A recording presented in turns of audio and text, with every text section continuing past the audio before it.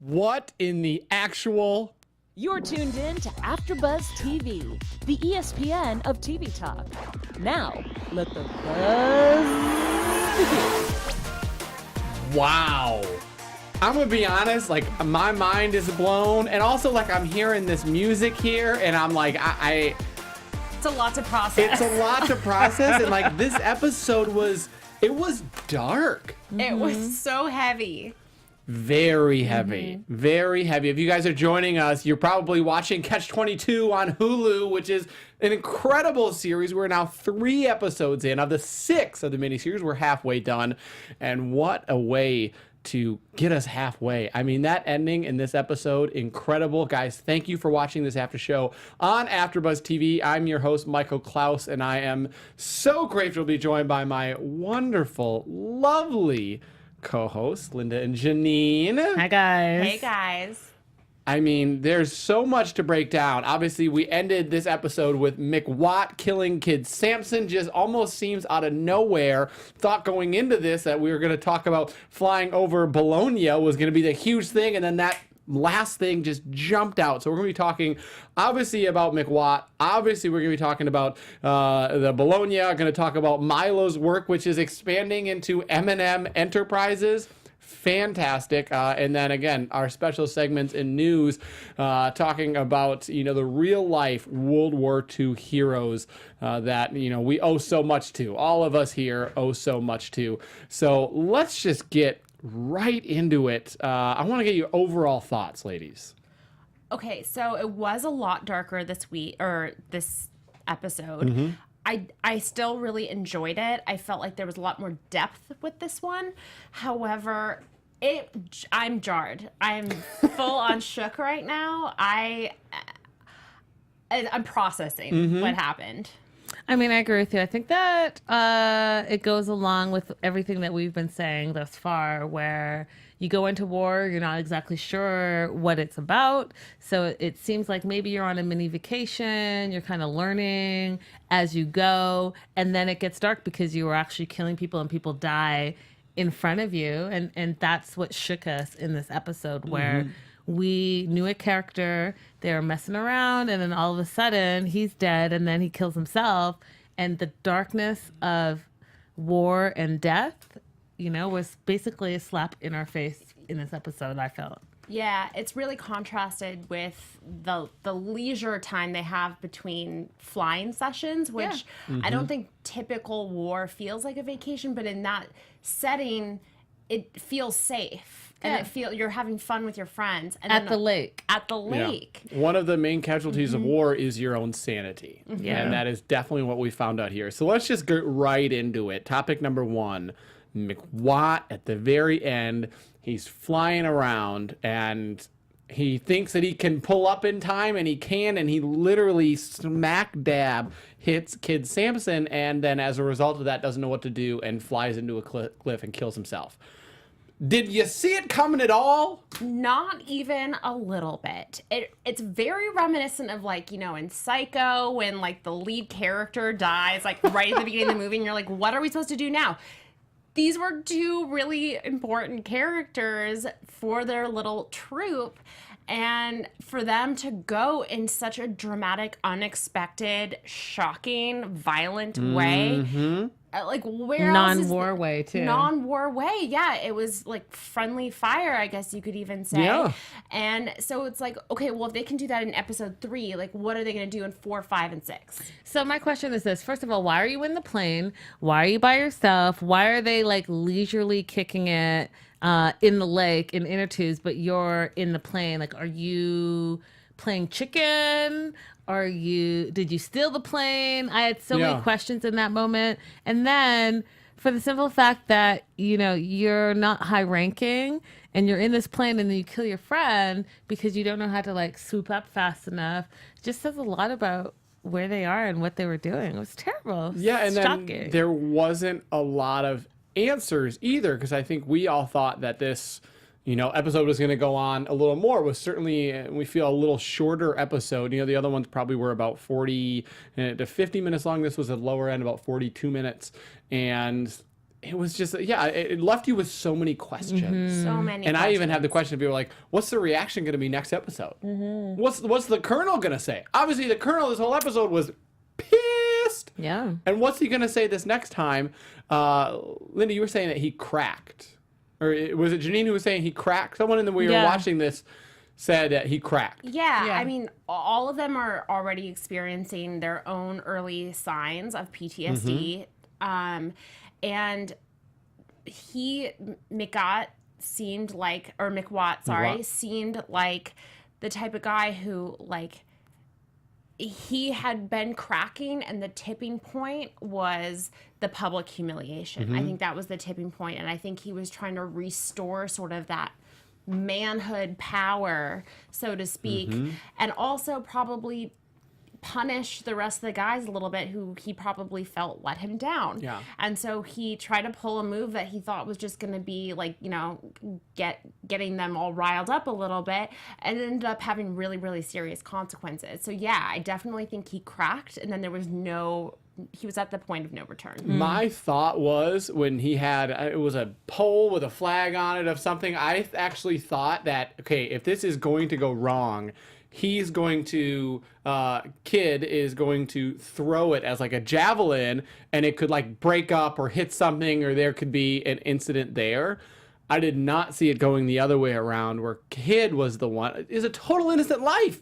I totally agree with you. I thought something would go wrong with that flag too, but now in hindsight, I'm like, okay, giant airplane or a little flag on a pole. Okay, the airplane is gonna win. Yeah. I should have seen it coming, and I didn't. So this all spawned from what happened in the first 40 minutes of the 42 minutes of the episode, which is all talking about the mission to Bologna, which Bologna is the next step on the bombing chain of where, you know, you need to be able to conquer, where the other forces are that you're going against, the Germans, which they actually talk about in this episode and obviously show imagery, as we'll say. And is the whole thing of don't want to go to Bologna. You know, so many planes, am I wrong in saying it was 30% of planes had gone down or something? The number of planes was massive, or 30 planes had gone down, and Yo-Yo doesn't want to go there. And so he takes the drastic action to be able to move that. What do you guys think about Yo-Yo this episode? How are you viewing him? He's more complicated this time around. That's a very good way to, like, he's complicated. He's complicated. I think that he's making some poor decisions. But I understand them. They have like a human quality where I can empathize, and who's to say that I might not do the same? You are really giving him the benefit of the doubt. I am. You're really, his decisions are complicated, and I don't know if they're what I would do. But okay, I do not want to be in the nose of that airplane, so I will pull that cord. Absolutely. I can't Linda, say that I would do any different. What are you thinking, Linda? You're in the middle here. Yeah. I think he's more of the same. I think that he says it in the very beginning where he's trying to mess with the soup. I'd rather be ill than dead. He does not want to go on any more missions. He doesn't care where he is. He just wants to continue to get out of it. And we've seen this in episode 1. We saw it in episode 2. And he's continuing on being kind of like the deserter. Like he doesn't want to desert because he talked about that, and he said, you know, anyone who deserts is a terrible person, so we can't do that. So he's thinking of all the tricks and the trades that he can do in order to still stay in the army or into the Air Force, but yet not do his job. Yeah, he also said that it's a life on the run. Yeah. If you go AWOL. Yeah. And I mean, he had an exit strategy. I don't think that he's gonna do the exit strategy because I don't think he like actually has the tools to be able to pull it off and like run off and make all little yo-yos in Sweden.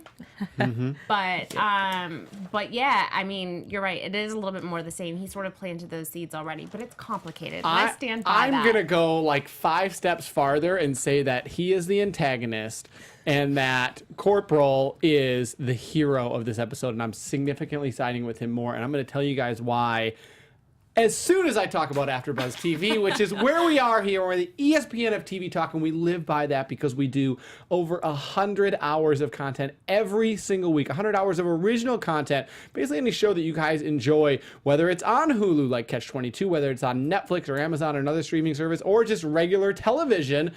Almost every single show that you watch every single week, we have an after show for it, and we are the leader around the world of providing a place where you can have a discussion forum with other people around the world, have hundreds of people tuning in, hundreds of people commenting all in the same place, and if you thought, how did they kill Jamie, or how did this plot line go one way, guess what? We are the home where you can talk about it. So go check out any one of your favorite shows on YouTube, on AfterBuzz's many channels that we have here. And while you're there, hit that big red button to subscribe.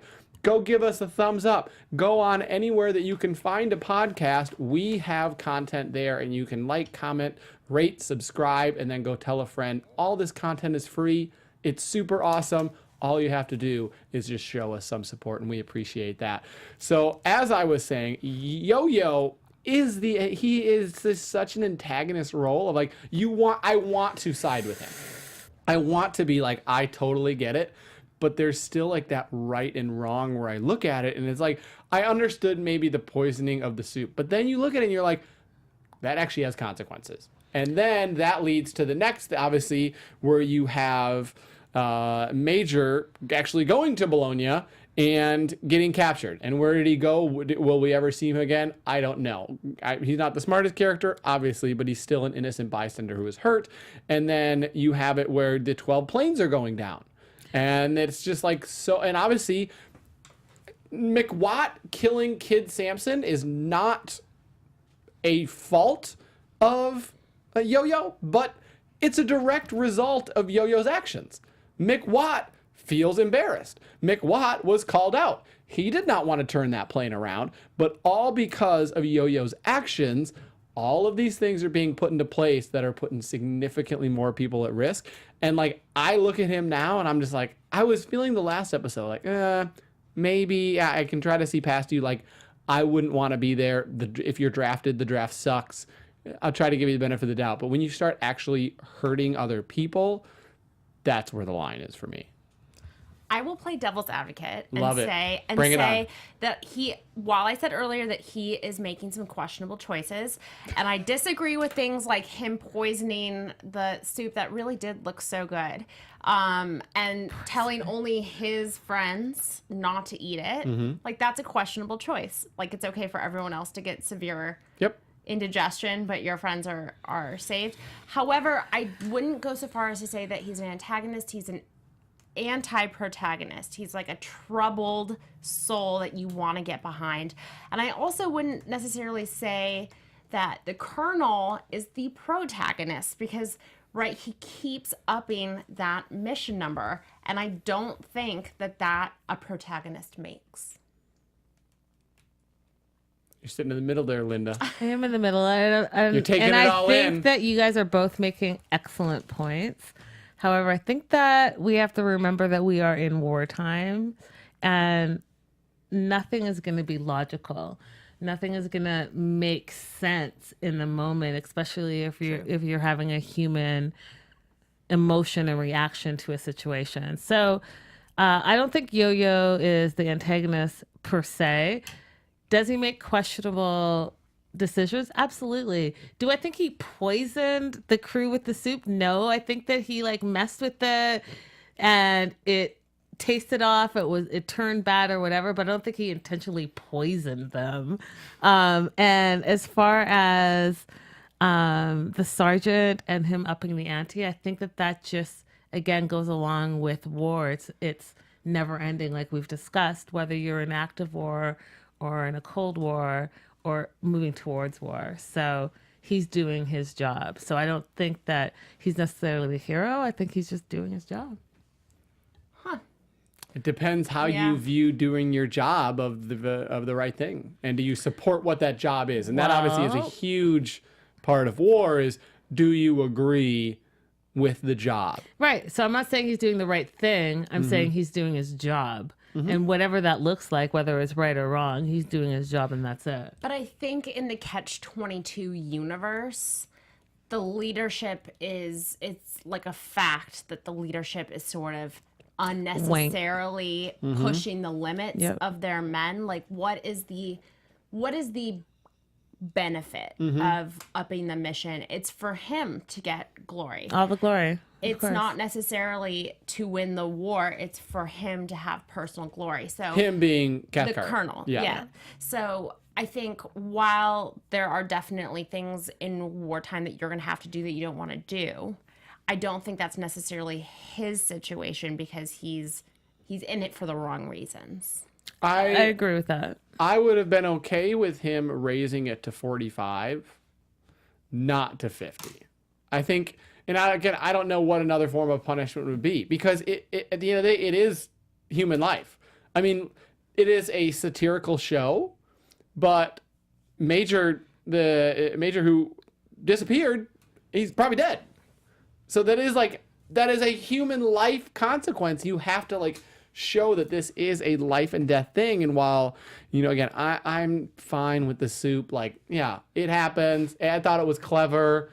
I was enjoying that. But the moving of the string, moving of the enemy line, again, that got someone killed. Like, it got someone killed. You're right. Yeah, you're you're right. absolutely right. You're right about but that. But also keep in mind that at this point, in just 3 episodes, the mission count has Doubled. Doubled. Yeah, Well, it was 25.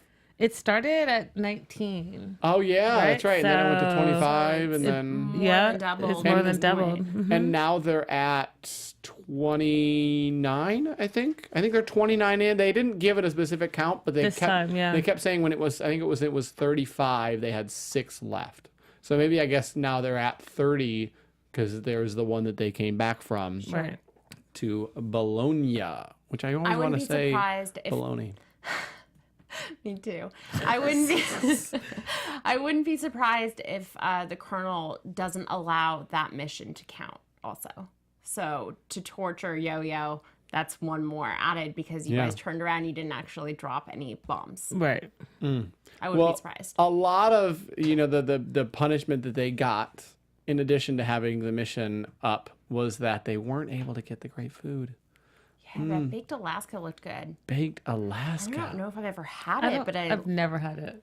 well, we have to have it now. I guess that will be our next meal. That Baked. does sound delicious. Uber Eats? Can we Uber Eats? Absolutely. Baked Alaska? I mean, do it. we live in LA. You can Uber Eats anything. And so you look at that is all coming from Milo, who's taking on this major role, and not specific major role, but a much larger role, starting M&M Enterprises. What is the second M, by the way? One M is Milo, obviously. Okay, well, his last name is Binder. Yeah. So maybe, M&M, so it's just his Yeah. last name. yeah. But it is a bold move to take enemy airplanes flown by enemy nationals and bring them to an American base camp. So, guys, I was reading, because I'm fascinated by his character. I was reading a little bit online about his character. And in this series, he is like the black market of the war times. So, what we're seeing, because the first 2 episodes, I was like, who is this guy in his mess hall? And he's doing this, the mover and the shaker. But he actually is going to be the mover and the shaker in the black market moving forward as we see them. Wow. So I think that it's interesting that we're talking about him having the Germans in the plane that they're painting for his M&M business, that he had his boss even call, oh yeah, this is an M&M plane. Like you did all of that in 5 minutes. What was the Genius. word the colonel used? Kerfluffle? Apologies for the Yeah. kerfluffle. Yeah. Amazing. M&M Enterprises. Amazing. Yeah, where he's already now has 3 planes, I think. So he has 3 planes. He obviously said that he's now with the Germans and other countries. Yeah. And that they're better at paying their bills Than the than Americans. the Allies. Yeah. Yeah, that was great. Do we think that in the future how will this play out? How do you see this going? Of him helping the war, hurting the war, getting into trouble? Do you think this backfires? I think he comes out on top at the end. Yep. Because this is all commentary on the system, right? I think we live in a capitalistic society. He is going to do very well. And he even said it, business is business. And so when he talks about his syndicate planes, I think that he's going to be the one that walks out on top, because war is business and they're in the business of war. And on the side, he's got his side hustle, and his side hustle is what's going to not only make him survive, but also like catapult him ahead. And the word choice, syndicate. Yeah, the syndicate. Because you only really use that Yep. in one way, and that's crime. I loved it. Yeah. I love all of it. I The play wonder- on words in this show is So great. it's amazing. I wonder if you'll start seeing him, work higher up the food chain. Because obviously now you're colonel and you're major. Is he going to be friend of general or some kind of higher ranking person in Germany or in somewhere else? But think about it, Michael. We first saw him. He had his little lamb chops with one person. Then the next episode, we see him with his tomatoes, and a truck and a car or a truck, if you like. This episode, we see him in a plane. Ooh, I like where you're going Right, with so this. I like it. not only is he getting bigger in his product, he's getting bigger in Operation. in operation and who he's approaching. So you can't have a syndicate and just be talking to a general. You're going to take it all the way to the top. What was he bringing back in that plane, by the way? Some liquid that he initially had in Campari. another... Liquor? Is Yeah. It, Was it liquor? I mean, it's awesome. it's awesome. Started from the bottom, now we're here. Thank you, Drake. Oh, we started obviously from episode 1, and now we are here. Yes. Is there anything else that stood out to you guys with this episode? Any other characters that you enjoyed seeing or wish we'd see more of? Watching the major walk into that room of Nazis. I mean, you guys were sitting next to me. You saw me. I was gasping. I was like shouting. I'm like, no way. I mean, that was such a brilliant piece of television. Really. Yeah.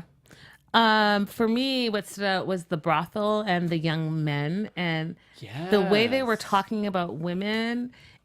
I was like, they really. It was a sign. Not only was it a sign of the times, but it was a sign of how young they were. So I even wrote a note. So they're talking about how they trick girls, then they do them, and then they made them have fun. And to me, I wrote that sounds like, not fun. It sounds like The R word? Yeah, it just doesn't sound like we're both at the same page, but they didn't see that was ridiculous in the context of also being in a brothel. Do you think then, obviously, because there's that situation which, paints the men in a very bad light. And then it's 5 minutes later when the girls just take off for the next guy. And Do you think they did that on purpose of like being like, oh, the guys really aren't that good, but then it's like on the other end of the spectrum that both people, maybe it's the times, maybe it's the location? Well, keep in mind that those girls were not genuinely interested in them from the start. They were being paid for their company. That's the one right. girl said that she liked, who is this again? Nately? But how much She said he was nice and clean. Yes. Yes. Not that she was madly in love true. with him, which That's is right. what he said. I think that if it's a like sort of business relationship like that, I'm not that surprised that they finished what they were there to do. They went and had an ice cream cone and they left. Right? It's not the same as if they were on a actual date and then they got ditched. Do you think Nately is over them then? Oh no. No. He's in love. He's seeing that whole situation completely different. He is in love with that girl. Yeah, For sure. I think that by the end of the season, he will Have heartbreak. have heartbreak or have asked her Which one is it? to. What are you picking? You being Why heart pick? can't it be both? Why can't he ask her to marry him and Oh, then he so gets you're saying heartbroken? it's Yeah, I have a heartbroken. feeling So he's you- going to ask her to come back to this. So both of you ladies are saying that he doesn't end up with her. I don't think Oh, so. he's definitely not ending up with her. He's definitely. I'm not if as you think confident about- as Linda, but No, I'm. She's confident. She's looking at the camera. Yes, Look at her looking at the they camera. are not going to end up together, and I'll tell you why. You think about even the young girls selling the stuff up front, calling them idiots because they bought like the magnifying glass, then go buy me some ice cream, do this. It's definitely transactional, and it's also definitely about the time. So if this troupe moves on to a new city, bye. Just like we saw them jumping in the car with the next fellas, she's good. She's good. She's like, you know what? I'm going to make my money. I'm going to get my stuff. On to the next. I was really hoping that we would see more of my guy. Why am I blanking? Giancarlo, who plays Marcello. I love Marcello. I was hoping for more. We'll see more of him. We I'm will. sure He's we in will. every episode. So. Yeah. Well, something that we will see more of too is our special segment, our off-screen heroes. And I am so looking forward. These have been one of the best things in the last couple episodes that we've done, is learning again about these incredible people. Janine, who do we have for tonight? Okay, so this gentleman on screen, if you're watching on YouTube, is Armand Sedgley. He is 96, originally from Maine, and he was a Bombardier? You had I it. cannot say You that were word. there. Bombardier. By the way, B-17. next episode special segment is going to be how to pronounce Bombardier. Bombardier. Tune in. We all have our word. It's okay. I look at the word and I want to say it in French. Yeah. Sorry, it's the AP French in me. Okay, so Bombardier on a B-17 for the 97th Group in World War II, and they flew missions predominantly on German-held targets in Italy, like our friends Yo-Yo, Milo, all of them. Though they occasionally hit Germany and South France, his plane was shot down by German fighters over the Mediterranean when he was just 22. And actually, this is a pretty crazy story. So they crashed into the water. He gets plummeted down deep and somehow pulls his life vest and is able to somehow hold his breath for the whole journey back to the surface. A lot of his fellow crew members did not make it, but there was a lifeboat that got them. The British forces ended up rescuing them, and no one had really gone looking for the boat or the plane that had gone down. So years and years and years later, a scuba diver who just does it as a hobby, I think he's like a doctor, goes and finds the plane and uncovers this whole mystery where they find all these dog tags from people who went missing from the crash. He ends up reconnecting with our friend Armand. That's the scuba diver on screen if you're looking. He ends up getting in touch with him, finding out that a lot of the other gentlemen that had been saved, that had been rescued from that crash, had received silver stars, but Armand had never wanted the glory for it, so he never got a silver star. So there's a campaign now to get him his silver star. Get that we gotta silver get star, Armand a Armand. silver star. Yeah. Yes. Wow. Isn't that a crazy story? That is incredible. Yeah, the diver and the dog tags, and like I love it you having here too. He broke his ribs on impact, and again was still able to deploy. He somehow did it. Yeah, and I think it's a testament to the power of like brotherhood, camaraderie to survive something like that, Yep. and then have a complete stranger try and get you that recognition. So he says that it would mean a lot to his now late wife if he was able to get that. So But stories like this, like we all go through things on a daily basis, and they're like, "Oh, this is literally the worst." Like if you are a millennial, you use the term, "This is literally the worst." I'm what's- literally dying. You know what's the worst is Armand fighting in battle and crashing a plane and like breaking his ribs and having to survive. Like Okay, Michael. no, I it's agree. Make us feel bad. amazing. No, I agree. I complain all the time, but Armand like went through some literal Yes. stuff. It's incredible, and so that's why I love these stories, and so thank you for delivering these in our special Absolutely. segment. It puts everything into perspective whenever you hear stories like this, and you're like, "Yep, I'll sit in traffic a little more." First world problems. Yeah. Oh, they were on my favorite flavor of ice cream. I have to get my second favorite flavor. Oh, this is so bad. No, Yeah. it is all good to go. I'm feeling guilt. Because that's all true. That's all true. Meanwhile, I'm complaining that I ran out of coffee today. That was my big issue this morning. Are you what? I ran out of coffee. So my Oh, you favorite ran coffee out of is coffee. yeah, Tim Hortons, which you can only get in Canada. It's a whole thing. So Oh yeah, Timbits. Love them. So yeah, To me. this puts it all in TBH. perspective. So you had to get clearly. Starbucks? Oh, I don't. coffee bean? Coffee bean. Oh, coffee bean is delicious, though. What do we got in the news tonight? Guys, news and gossip. We've got a lot of great news and gossip. So, Clooney was originally supposed to play the Cathcart character, but time constraints ultimately led him to play a smaller role, and we know him as the parade-obsessed general, which I thought was really interesting. Yeah, I like him better in the role that he's in, I think. Yeah. I really like the actor. What's his name? Who Kyle plays- Chandler. Yeah, I can't imagine any other way. I'm Yeah. glad it worked out that way. Yeah, because Clooney is not like a hard-nosed, like, guy like that in a lot of his roles where you would see him being that bad guy. Yeah. Yeah. Yeah. Or hero in this episode. So the buzz on the street is Yo-Yo specifically almost feels like a classic Twilight Zone character. So Twilight Zone's from like the 50s and 60s, not the new remake. So he's a man who wakes up one day to find the whole world has gone insane, and he's the only one who's noticed. And Abbott is a fantastic at is no one else freaking out style breakdown. So he's freaking out about the war. He's trying to get out of the war. But if we notice in these first 3 episodes, no one else is doing that. He's the only one that's freaking out. So they're really comparing it to the classic Twilight Zones, which I think is really Yeah. That's Yeah, cool. I can totally Accurate. see that. I have to go back and watch it now. Oh, I love it. I know.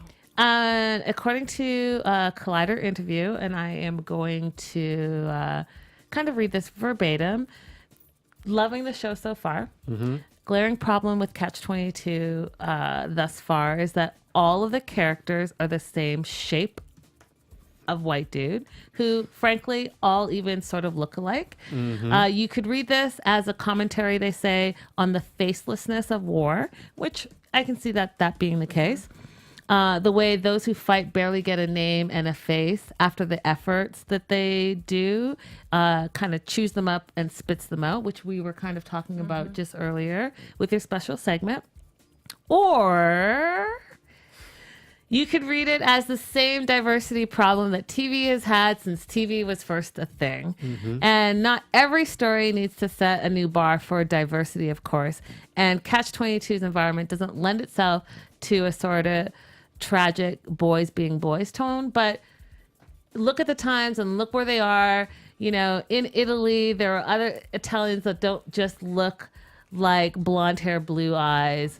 So I think that was something that the series could have added. No, I agree, especially with that. Maybe not. It depends on soldiers because I think there's definitely some segregation. But like you're in Italy, you're in other foreign lands. How you not showing anything? Yeah. So especially in 2019, this is Hulu, this is streaming, all of that. I think that you could definitely throw in some diversity. Just throwing it out there, you guys.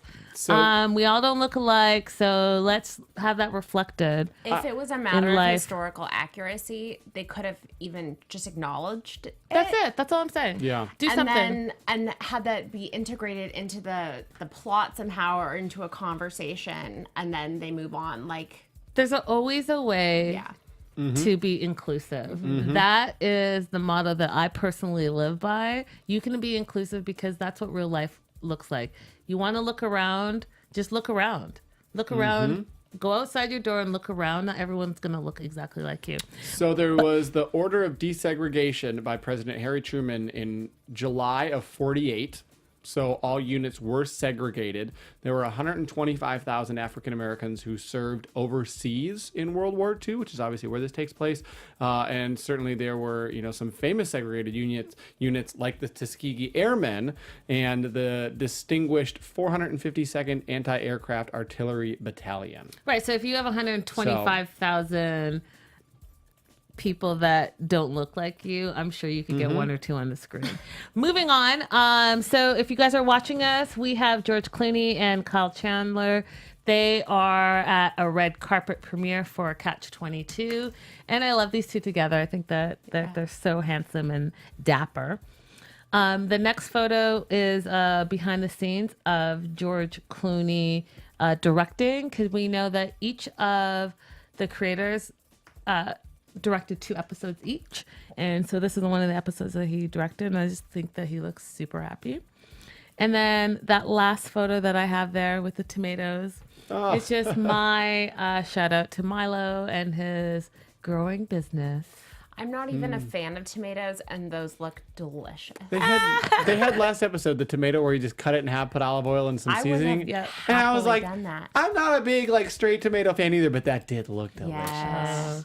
I love tomatoes, and that is A delicious. little mozzarella. As we wrap up here Mozzarella. in the last couple minutes, any predictions? Some serious trauma counseling or some sort of processing next week, because all of these guys, I mean, they're dealing with so much, and then to have their friend hit by an airplane. Yep. I think that this episode has broken Yo-Yo, and I think that he is gonna go off the rails because someone he actually knew and cared about died. So we saw in earlier episodes, it was like someone that he kind of knew, and then there was that new gunner who he didn't know. So as it gets more and more into his war career, I think that this is going to really just break him, and something's going to happen because of it. And I don't think that sorry to almost go for cut it. you. I don't think the sergeant who's missing is actually really missing. I think that he's going to be doing some undercover business.